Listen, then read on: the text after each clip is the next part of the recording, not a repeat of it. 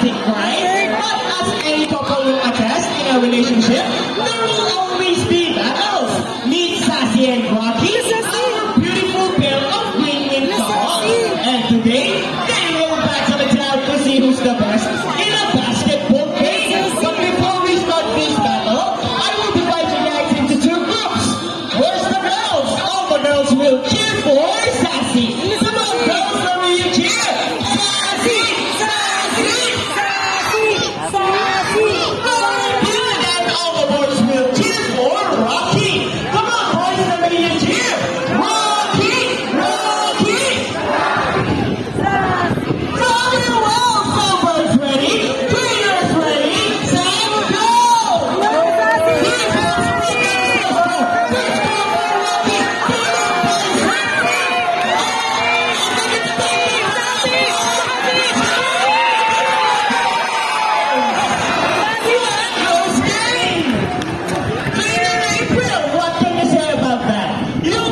Lose this time? Hold it, we want another race. Oh, they want another race, Trainer Jerry? Are you sure about that? Do you want Sassy to lose again?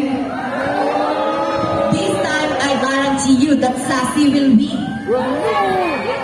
So what race do you have in mind? I'm thinking about the ring race. And what is a ring race? The first bird who can drop 3 rings into the pole the fastest is the winner. That is a ring race. So a ring race it shall be. Remember guys, that boys already have 1 point. So girls, let's cheer louder for Sassy to win this time. We'll be doing this again, and this time a ring race. Ready, set, go!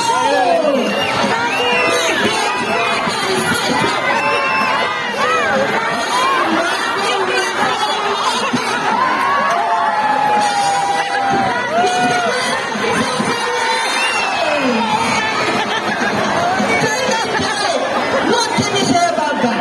2 rings at the same time. Hey, you guys cheated! Oh, you think you cheated? No, we didn't cheat. Sassy used her brain. Oh, is it true that girls are more intelligent than boys? Of course not. A round of applause for Sassy and Rocky in Trainer April and Trainer Jerry.